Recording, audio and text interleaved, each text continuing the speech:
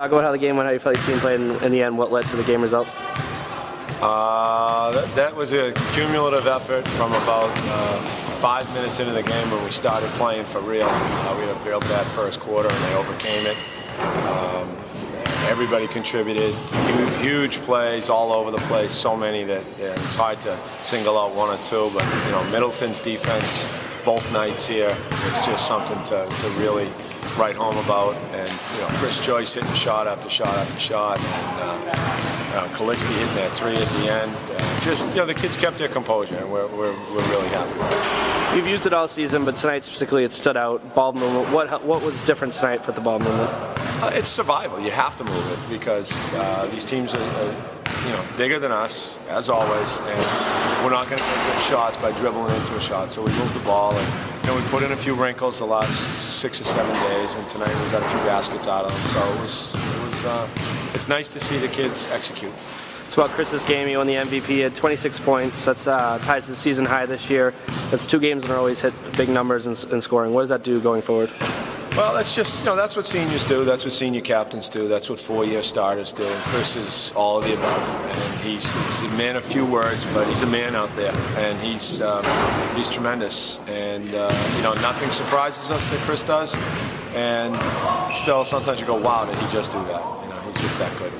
A lot of games that you get out-rebounded, you don't have a good chance. Tonight you were up-rebounded, you end up with a win. What's the strategy when you are getting out-rebounded like that? You just got to stay with it. Sometimes it comes down to one possession. We got to get a stop, and we got to get a rebound, and then come down the other end and execute. Tonight they did that. Talk about Atticus's game. 7 rebounds, 4 points, and his defensive effort. Atticus's defensive effort was the difference in both games. I mean, both teams were much bigger than us, and you know, you're not going to get a lot of headlines for really working hard on the low post, but he did it 2 nights in a row. And that's the difference between winning and losing both these games. Talk about Aaron's game. He had all of his points, 16 of them in the second half, and 5 of his 9 assists came in that second half. Yeah, he had a slow start, and he kept his head in the game. He kept his head up, and he patiently waited for the offense to come to him, and it did. And that last 3 that he hit after the technical foul, it was probably 28 or 29 on the shot clock, and it came out to him up top. And as he shot the ball, Coach Goulston said, "Money," when the ball was halfway there, and it was money. Talk about Marcus Xaverian, 15 points more on the defensive effort, especially on their ball handler. It's everything with Marcus. He's all over the place. He never comes out in the second half. He never looks tired. He never even sweats. He's just he's a phenomenal athlete and as good a defensive player as you can find. It was really night and day between their first and third quarters and then the second and fourth quarters. You guys really dominated those second and fourth. What went into that? I think it's just hanging in there through the bad times. You know, you talk about runs. There are going to be positive runs and negative runs, and you can't get too high, like Rick Pitino said, too high with the highs and too low with the lows. And this was a game where we could have just hung our heads and said, oh, well, you know, we can't do this.